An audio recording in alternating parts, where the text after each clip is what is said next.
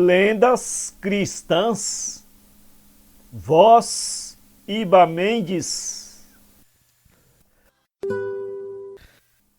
Lenda da Árvore de Natal.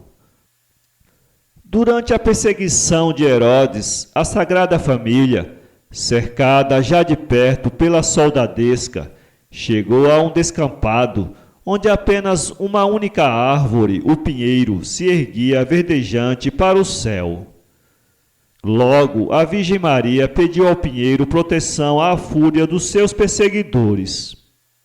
O pinheiro, sensibilizado e compadecido por aquelas súplicas, imediatamente curvou os ramos até o chão, escondendo o menino Deus no centro de uma grande pinha. Depois, antes que os soldados se apercebessem do estranho fato, retomou a sua posição natural. Passado o perigo, reconhecido por aquele gesto tão louvável, o Deus menino abençoou a árvore, dando-lhe não só a particularidade de vegetar em todos os terrenos e resistir a todas as intempéries, como também permitindo-lhe que, em recordação e agradecimento pela proteção prestada pela pinha, esta conservasse para a eterna memória dos homens o sinal da divina mão que a abençoou. A lenda das andorinhas. Vivia o menino Jesus em companhia de seus pais, Maria e José. Como criança que era, gostava de fazer com o barro amassado pequeninos pássaros que ia colocando ao sol de asinhas abertas, alinhados, para secar. Certa vez, quando estava entregue a esse inocente brinquedo, passou um homem mau e quis pisar as avezinhas colocadas no chão. Para defendê-las, Jesus bateu palmas e, imediatamente, os passarinhos adquiriram vida e levantaram o voo para a imensidão azul. Esses passarinhos eram as andorinhas que, depois de girarem no espaço, pousaram no beiral do telhado da casa do pequenino criador, onde fizeram seus ninhos. E aí viveram tranquilas muito tempo, sendo a presença delas o símbolo da felicidade. História do Jesus Mendigo. Eram dois homens que viviam naquela cidade, um pobre e outro rico, mas ambos muito religiosos e tementes a Deus. Ora, Jesus, querendo experimentar qual deles o amava verdadeiramente, com maior veneração, anunciou-lhes que em certo dia iria jantar em companhia de cada um. O homem rico mandou preparar mesas lautas, acepipes delicados e abundantes, frutas cheirosas e raras, e as festas começaram a ser participadas com uma solenidade de espantar. O pobre, que apenas possuía uma galinha, mandou matá-la e assá-la no espeto. Preparou modestamente a sua mesa e esperou Cristo. À tarde, apresentou-se um mendigo à porta do homem rico, pedindo esmola, e o dono da casa despediu-o brutalmente, dizendo: "Espero nosso Senhor Jesus Cristo para jantar comigo, e não quero desmanchar a minha mesa." O mendigo voltou ainda segunda e terceira vez, com outros trajes e feições, e foi sempre despedido do mesmo modo grosseiro e mau. Então apareceu ele à porta do homem pobre, bateu e pediu uma esmolinha pelo amor de Deus, que estava a morrer de fome. Ficou o pobre sem saber o que fizesse, e a mulher lembrou-lhe por fim que poderiam tirar uma asa da galinha e dá-la ao mendigo, sem que Cristo reparasse naquela falta, pois a galinha seria colocada no prato, de modo que o lado da asa cortada se achasse virado para baixo. Assim fizeram. Eis, porém, que pouco depois surge outro mendigo, pedindo outra esmola, pois morria de fome. Novas dúvidas e hesitações, novos cálculos e nova asa de galinha cortada para não deixar ir o pobre sem nada. Mas aparece terceiro mendigo, e a perplexidade dessa vez cresce de um modo terrível. Como haviam eles de fazer se já não havia mais asas a cortar? O marido e a mulher puseram-se a coçar desanimadamente a cabeça, enquanto o mendigo gemia, sentado do lado de fora da porta, mas nenhum nem outro tinham coragem de enxortar o pobre sem nada lhe dar. Resolveram finalmente cortar uma coxa da galinha e levaram-la com toda a delicadeza. Imediatamente o pobre levantou-se da soleira, transformado e belo. Caíram no chão os andrajos que lhe cobriam o corpo, e a mais fina túnica de lã, alva como leite, lhe envolveu as formas.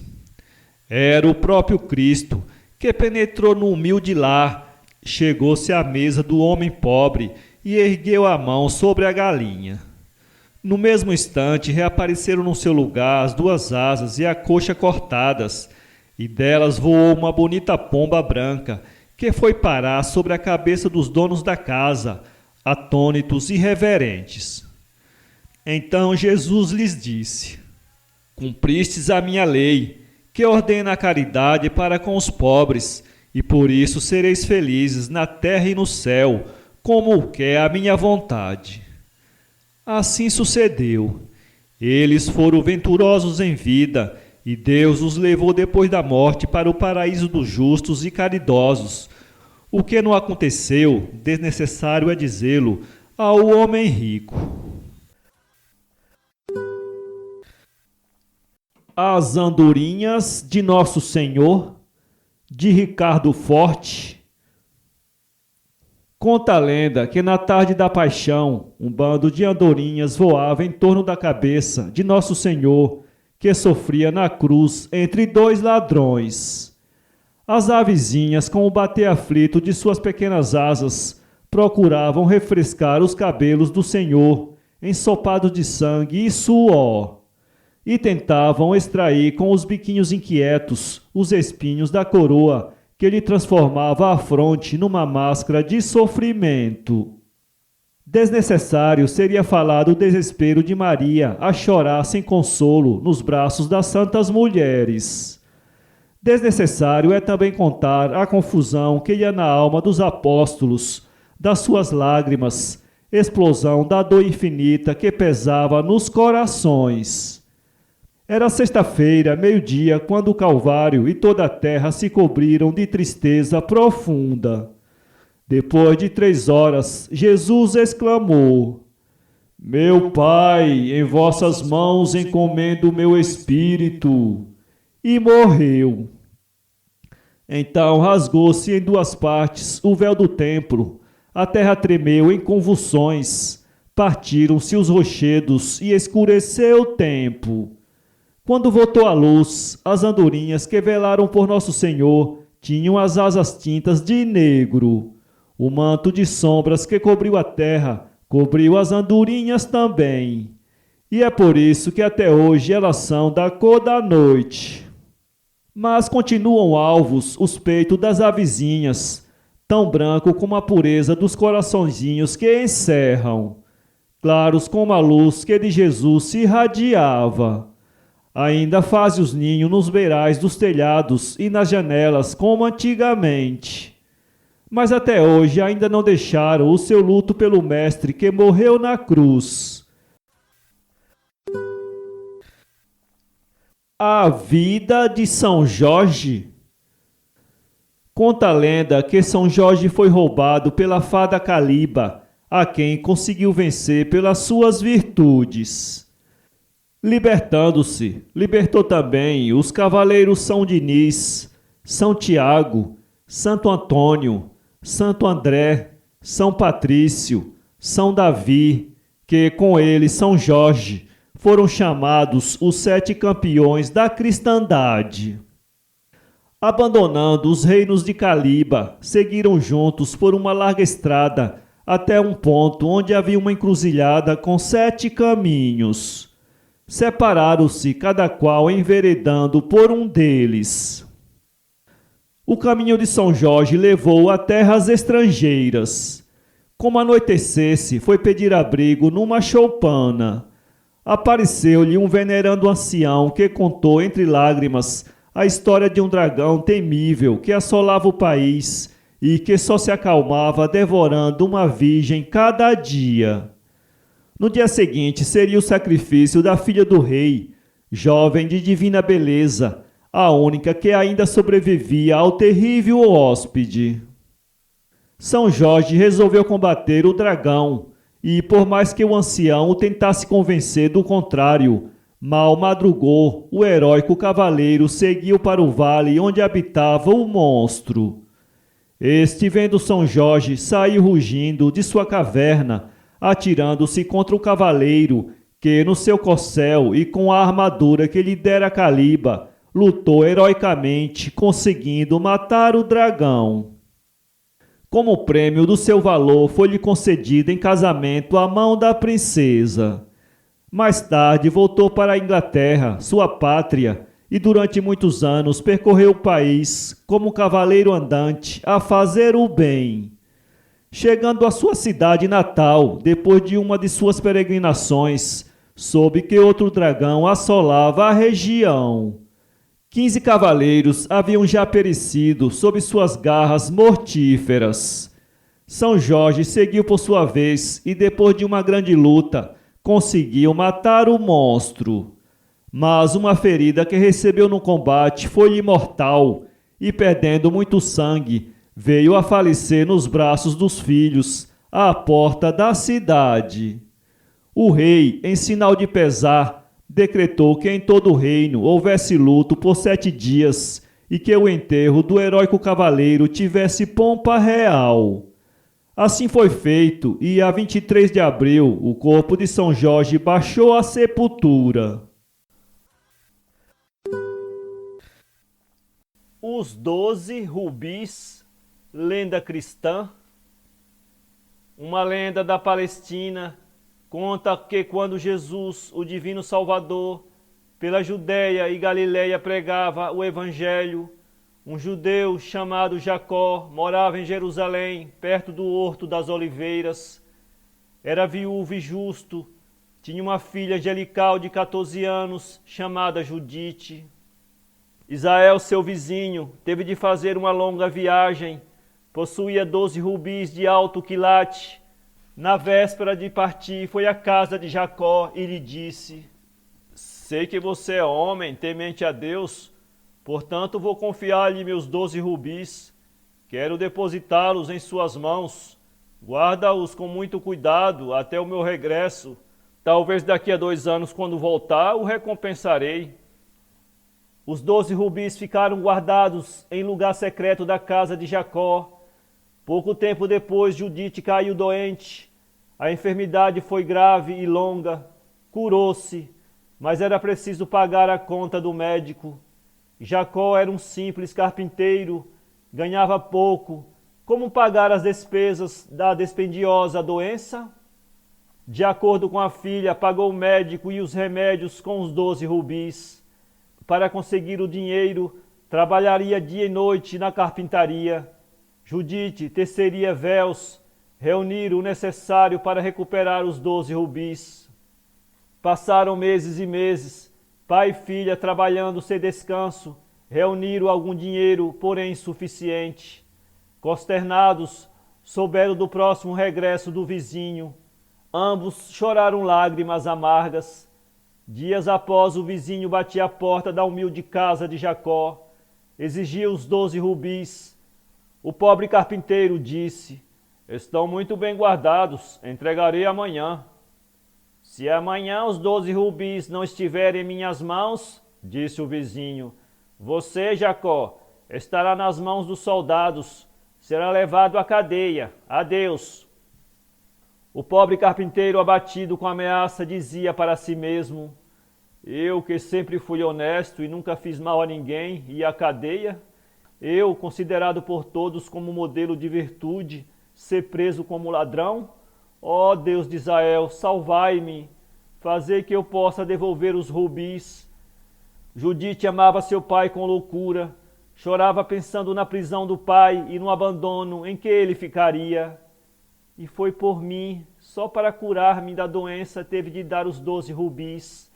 Deus de Jacó, salvai meu pai. Para desafogar o coração, saiu à rua. Várias amiguinhas passavam cantando salmos e louvando o Senhor. Judite, disseram-lhe, o que tens? Estás chorando? Se tens alguma pena, vai contar a esse misterioso Nazareno. Escutamos sua pregação, é um justo.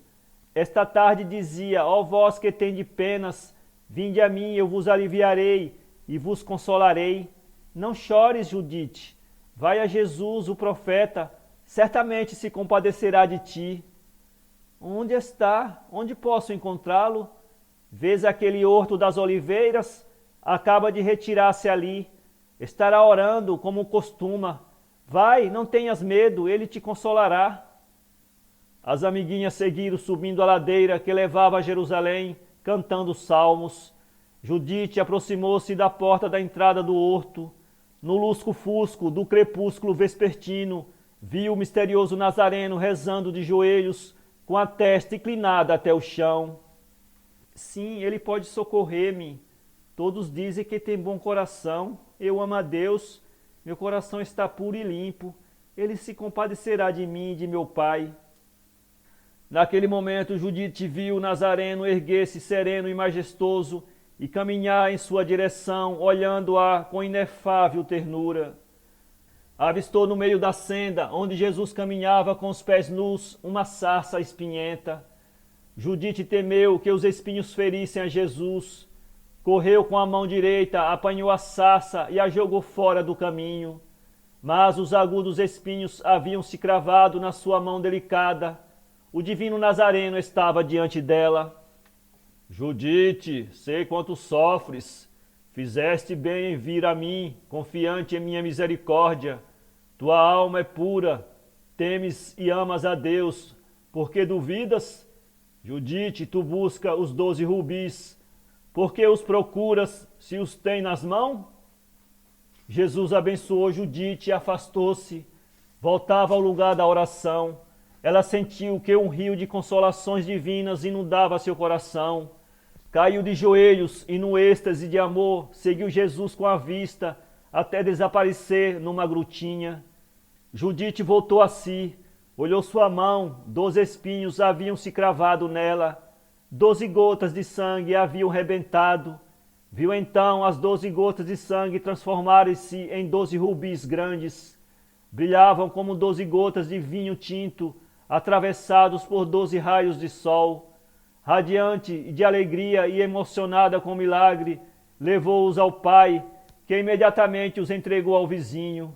Deram graças a Deus e fizeram-se discípulos de Jesus, o Nazareno. A lenda do cardeal.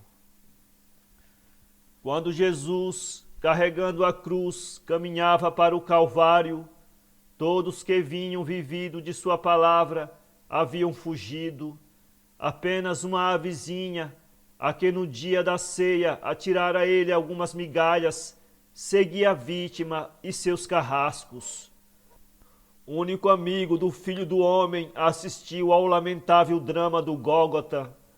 Quando Jesus sentiu aproximar-se sua liberdade, abaixou os olhos para o ramo em que pousava o passarinho, agitando as asas, e disse-lhe: Tu és abençoado, tu que não abandonaste aquele que por seu próprio Pai foi abandonado.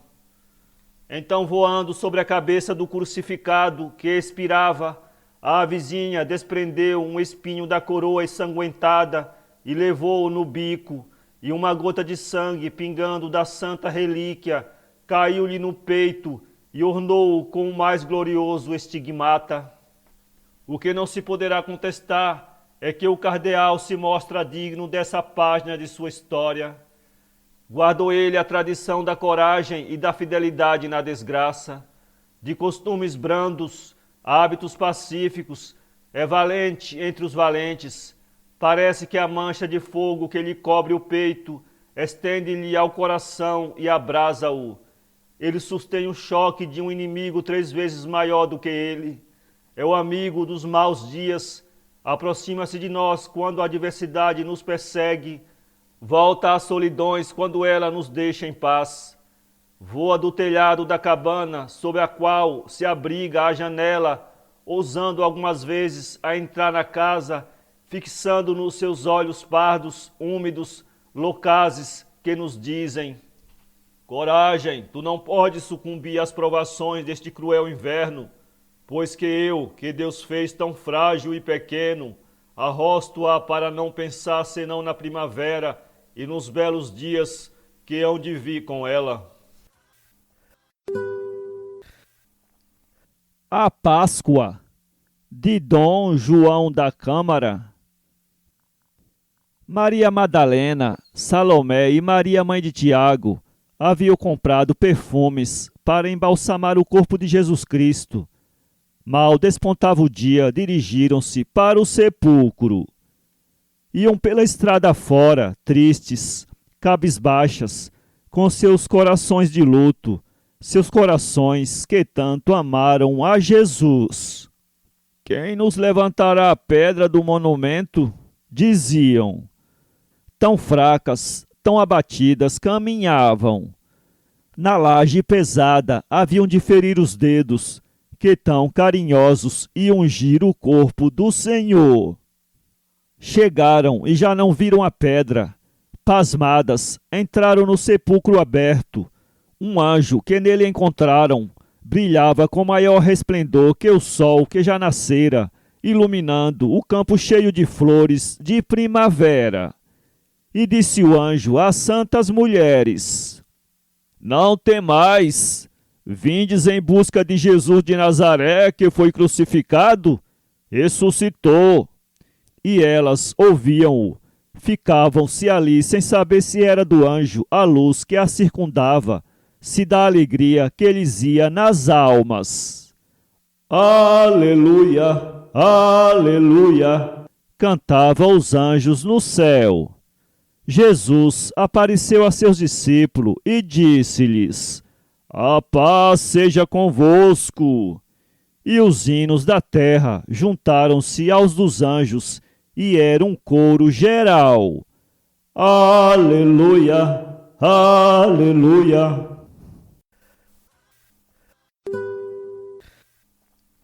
A lenda do Santo Graal, de Sérgio Macedo. Em casa de Simão realizava-se a grande ceia. Distribuindo o pão e o vinho, Jesus falou: este é o meu corpo, este o meu sangue. Recomendou em seguida a seus discípulos que guardassem eternamente a lembrança do que haviam presenciado. Ora, nessa reunião encontra-se, e aí começa a lenda, José de Arimateia, um dos centuriões de Pôncio Pilatos, homem temente a Deus, que prestou particular atenção ao cálice, no qual Jesus havia bebido e sobre o qual partira o pão. Quando Jesus expirou, José de Arimateia apressou-se a comparecer diante de Pilatos, reclamando o pagamento de seus serviços como centurião, declarando dar-se por satisfeito se lhe entregasse o cálice em que o condenado bebera pela última vez. Estranhando o pedido, Pilatos, todavia, acedeu à solicitação do subordinado. E foi nesse cálice, o graal, que José recolheu as gotas de sangue que escorriam do corpo do justo, quando da cruz foi descido o seu corpo. Ora, os primeiros apóstolos da Grã-Bretanha, inclui as crônicas um certo José, bispo que teria vindo da África, enviado por Santo Agostinho à tarefa evangelizadora. Criou-se assim a lenda de que esse bispo fosse um descendente de José de Arimateia, a cujo poder passara o precioso cálice que operava grandes milagres. Um dia, porém, porque um dos depositários do sagrado vaso quebrasse os votos que faziam aqueles a quem tocava tão grande honra, desapareceu o objeto místico.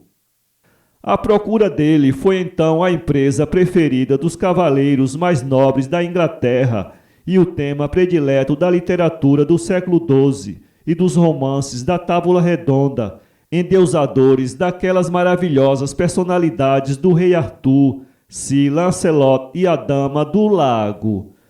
A lenda do Santo Graal ultrapassou as fronteiras marinhas das ilhas inglesas. Diferentes igrejas da França e da Itália pretenderam possuir o sagrado objeto. Sabe-se que Luís XII da França trouxe de Gênova um copo de granito que se venerava como sendo o espécime que participara da última ceia de Cristo. O que significa Graal? Por que sua utilização para designar o cálice sagrado? Os próprios romancistas do século XII esqueceram a antiga significação do vocábulo, passando a fazê-lo originário de sangreal, isto é, sangue real. A verdade, porém, é que a palavra Graal era utilizada em épocas muito remotas para designar os vasos de forma especial, semelhantes aos que conhecemos pelo nome de cálice. A lenda do Boabá, de Maria Matilde. Foi nos tempos em que tinha vindo ao mundo, em um estábulo humilde, perto de Belém, aquela criança que no correr dos anos devia salvar os homens. Seus pais eram pobres, muito pobres, porém viviam felizes em sua pequena casa em Nazaré, e ali trabalhava José como carpinteiro, enquanto Maria, a doce virgem, cuidava do lar e embalava nos braços o divino infante Jesus. Acontece que Jesus precisava de um braço para dormir. Então, bom José disse à sagrada esposa: Maria, vou buscar madeira para fazer o bercinho de nosso filho. Escolherei a árvore mais robusta, de madeira mais forte, e assim o berço será o mais resistente. Certa manhã, quase ao amanhecer, José se encaminhou para um bosque e, uma vez ali, começou a olhar as árvores, examinando-as, observando-as bem. Qual escolheria? De repente, um pouco ao longe, avistou uma árvore frondosa, de troncos fortes e de grossos galhos. Aquela, sem dúvida, poderia ser a que lhe proporcionasse melhor madeira. José, porém, quis primeiro pedir permissão à árvore. Aproximou-se e disse: Senhora árvore, não sei o seu nome, mas quero pedir-lhe um favor. Chamo-me Boabá, respondeu a árvore em tom orgulhoso, e aqui me consideram a rainha das florestas. Que deseja? Desejo que me dê algum dos seus galhos. Galhos? Exclamou a árvore. E para que os quere? Para fazer um berço para meu filho. Estás louco? Gritou o Boabá, agitando a folhagem e estremecendo irado. Não faltava mais nada. Hoje és tu, amanhã outro, e outro viriam e me despojariam de todos os galhos. E outros ainda mais atrevidos quereriam até cortar o meu tronco. Não, 1000 vezes não. Vai em busca de outra árvore, que pouco me importa o teu filho. O bom José afastou-se de cabeça baixa, suspirando. Então um pinheiro, a cujo lado passou, disse-lhe carinhoso: Corta-me, carpinteiro, e faz com a minha madeira o berço para teu filho. Não sou rei nem orgulhoso como o Boabá. O meu maior prazer é ser útil. Obrigado, exclamou José. Procurarei não te causar muito dano. E cortou com o machado alguns galhos do bondoso pinheiro. Cerrando aqui, pregando acolá, fez José o berço, que cheirava a seiva fresca e a ervas aromáticas. E nele dormiu Jesus muito contente, enquanto Maria o ninava, embalando o berço de pinho muito branco e perfumado.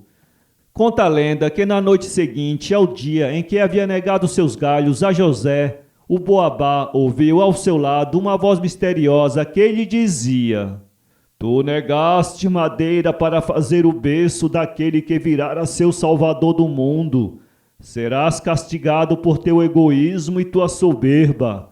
Tua madeira para nada servirá, nem mesmo para queimar, pois não dará calor. Desde esse dia, com efeito, a madeira do boabá se tornou mole e sem utilidade.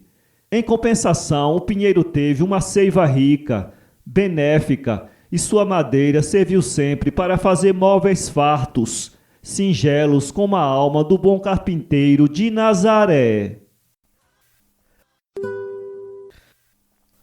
Histórias de Jesus, por Gomes Leal. A Virgem da Galileia. Era uma vez uma virgem em Nazaré, branca aldeia, que tinha um noivo da origem dos velhos reis da Judéia. À porta do seu casal crescia a flor do espinheiro, com um emblema primeiro do diadema real.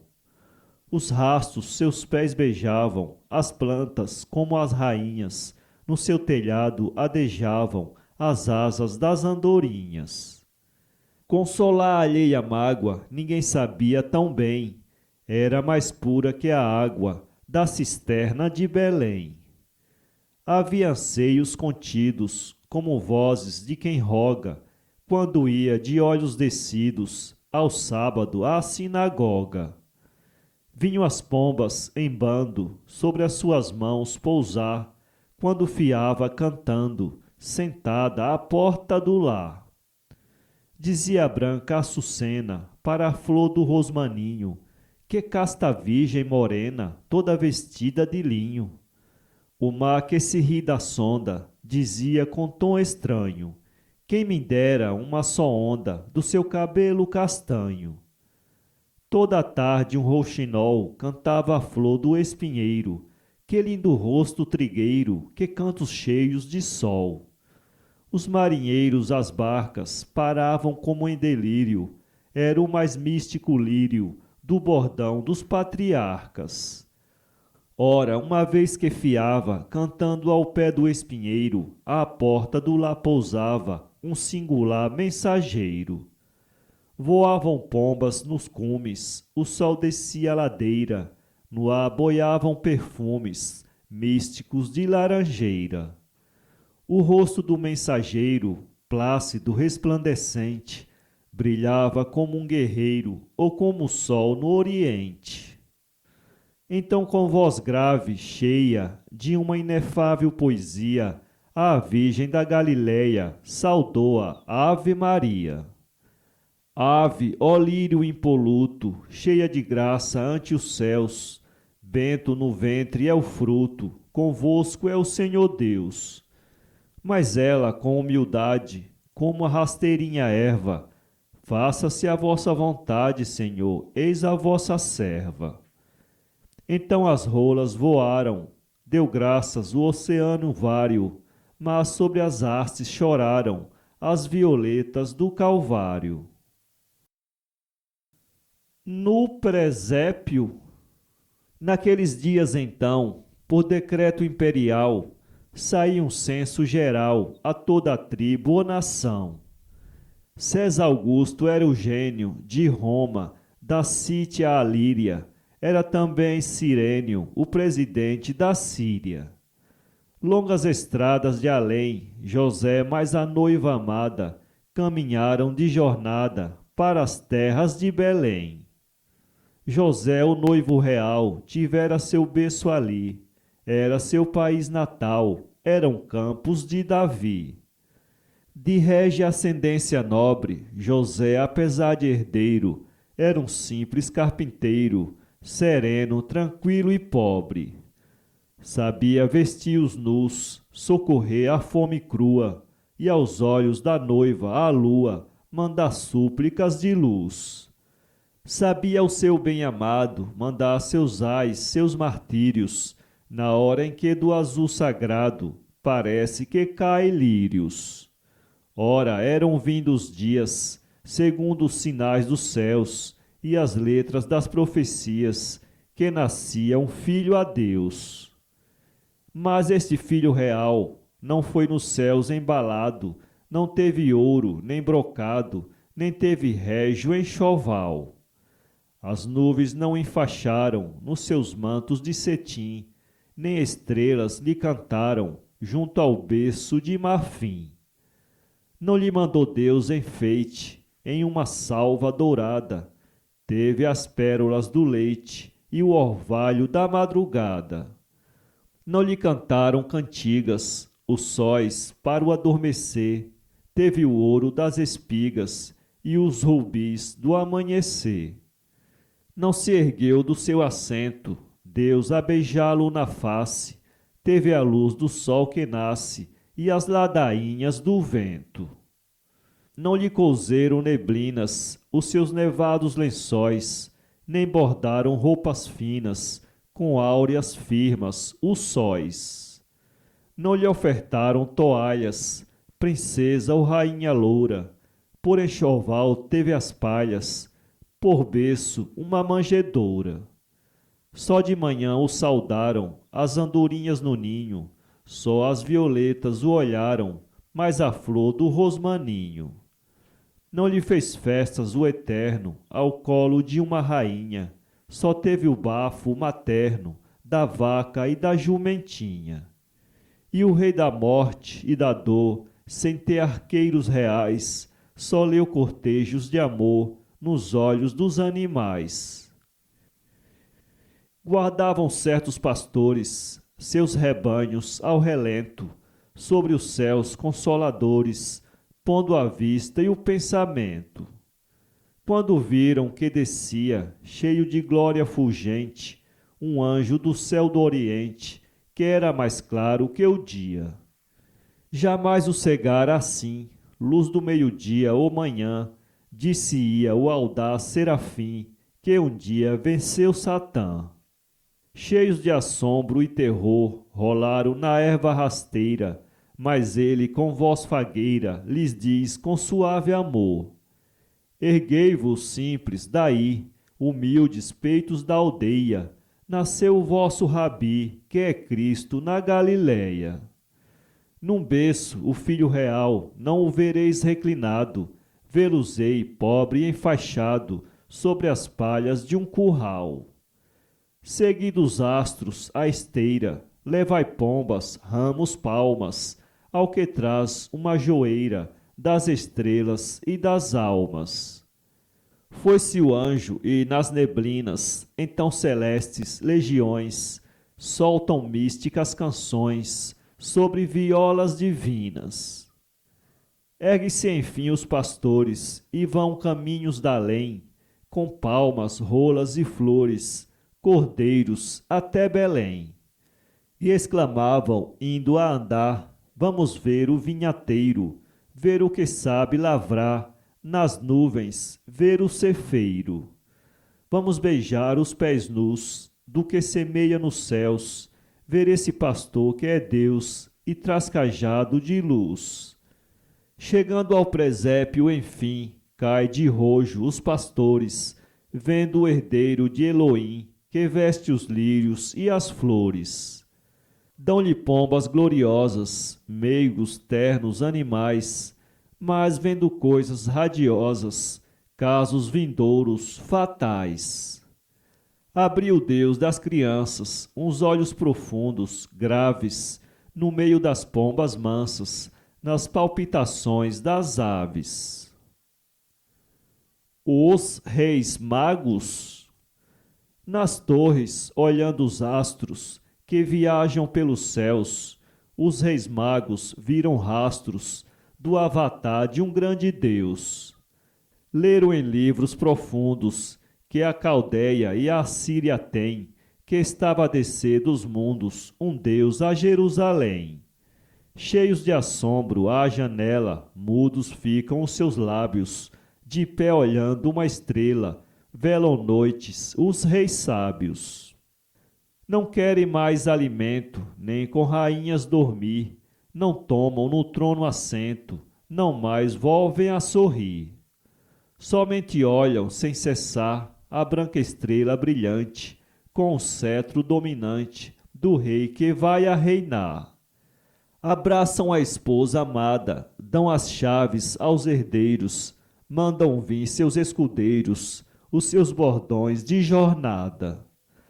Despejam seus erários, cheios de alvoroço imenso, carregam seus dromedários, de ouro, de mirra e de incenso. Passam rios e cidades, cheias de estátuas guerreiras, palácios, campos, herdades, cisternas sob as palmeiras. Seguem a luz do astro belo, que as estradas lhes clareia, até chegar ao castelo do rei que reina em Judéia. Chegados ao rei cruel, que de Herodes nome tem, bradam: o rei de Israel nasceu em Jerusalém? Fica assombrado o tetrarca, diz-lhe tal nova ignorar, mas em nome da Santa Arca, voltai, reis, ao meu solar. Seus olhos ficam sombrios, vê perdido o seu tesouro, soldados, terras, navios, da Judéia o cetro de ouro. Tomam os reis seus bordões, levantam as suas tendas, carregam suas oferendas, demandam novas regiões. Passam rios e cidades, cheias de estátuas guerreiras, palácios, campos, herdades, cisternas sob as palmeiras. Passam colinas, rebanhos, campos de louras searas, quando a lua faz desenhos no chão das estradas claras. Passa o quente areal, que a palmeira não conforta, eis que a estrela para à porta de um decrépito curral. Desce dos seus dromedários, cheios de pó, os reis sábios, descarregam seus erários, mas estão mudos seus lábios. Rojam as barbas nevadas sobre o Deus que adormecera, com as mãozinhas rosadas da mãe nos seios de cera. Seus olhos sentem assombros e nadam cheios de choro, rasgam seus mantos dos ombros, dão-lhe mirra, incenso e ouro. Esquecem sua nação, mas seus carros de batalha, seus cetros rolam na palha, seus diademas no chão.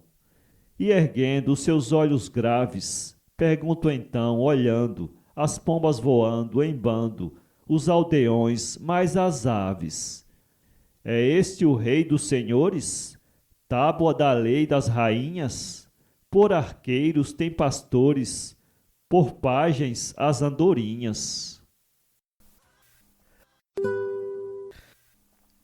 Lenda messiânica de Virgínia Figueiredo. Em tempos que se foram, perdidos no passado, havia em Nazaré um lar afortunado. O pai, um velho artista, e a esposa dedicada, cercados por carinhos da prole abençoada. Ali jamais faltara o pão de cada dia, e também não faltavam as horas de alegria. Era assim um viver tranquilo, sem mudança, como a superfície dos lagos em bonança. Cobriu, porém, um dia a dor com negro manto, aquele lá feliz, e como por encanto, os sorrisos cessaram e a lágrima sentida misturou-se aos gemidos, à queixa dolorida. É que o velho enfermara e a morte traiçoeira já se achava implacável à sua cabeceira. E do enfermo ia a vida aos poucos declinando, como se fora a luz de um círio se apagando. Pesava-lhe deixar os filhos na orfandade, a fiel companheira em mágoa e soledade. Porém, o mó desgosto, a pena mais dorida, era ver-se obrigado a abandonar a vida, sem se terem cumprido aquelas profecias que há muito anunciavam a vinda do Messias. E a José, seu vizinho e também carpinteiro, falava muita vez do pesar derradeiro. O sol ia no ocaso, a noite lentamente descia sobre a terra. Jesus, adolescente, sereno se aproxima daquele que morria e lhe enxuga amoroso o suor da agonia. Aquelas mãos divinas, tocando o agonizante, o fazem estremecer e abrir no mesmo instante os olhos que a surpresa, o gozo, a felicidade dilatam num supremo esforço de vontade. Seus lábios se descerram, tremendo, as mãos estende e diz no murmurar que só Jesus entende: Meu Deus, meu Salvador. E as pálpebras cansadas se abaixam novamente, inertes e geladas. Ah, Deus que pune o mal e ao justo recompensa, por galardão lhe dera a felicidade imensa de ver enfim cumpridas aquelas profecias que há muito anunciavam a vinda do Messias. O Cristo de Monte Alverne. A respeito da imagem do Cristo de Monte Alverne, que se acha no altar-mor da igreja de São Francisco, em São João del Rei, corre a seguinte lenda, que as gerações vão transmitindo umas às outras. Construída a igreja e esgotados os meios para a aquisição da imagem do altar-mor, os irmãos da ordem haviam deliberado adiar por um tempo indeterminado a inauguração do templo. Grande foi a consternação de todos diante de uma tal situação. Nessas circunstâncias apareceu na cidade um cidadão de bastante idade que ninguém conhecia, o qual se dirigiu a um dos irmãos da Ordem de São Francisco de Assis, propondo que lhe desse a madeira necessária para a construção da imagem e uma hospedagem por alguns dias, onde pudessem trabalhar. Como era de prever, tudo foi providenciado com a maior presteza. Alguns dias depois, não sendo mais atendida a pessoa que se encarregara de fornecer alimento ao artista misterioso, a casa em que ele se acolhera foi arrombada, e na sua sala principal encontrou-se essa imagem que a todos encheu do mais vivo assombro. Os alimentos fornecidos ao artista foram igualmente achados intactos, e ele nunca mais apareceu. A crença popular viu nisso um milagre de São Francisco de Assis, cuja imagem no altar-mor dessa igreja, em São João del Rei, se acha colocada diante do Cristo, ajoelhada, em êxtases. Há, porém, quem afirme ter sido feita pelo Aleijadinho, que enriqueceu ainda essa mesma igreja de outras obras de arte. Para ler esse livro, acesse www.poeteiro.com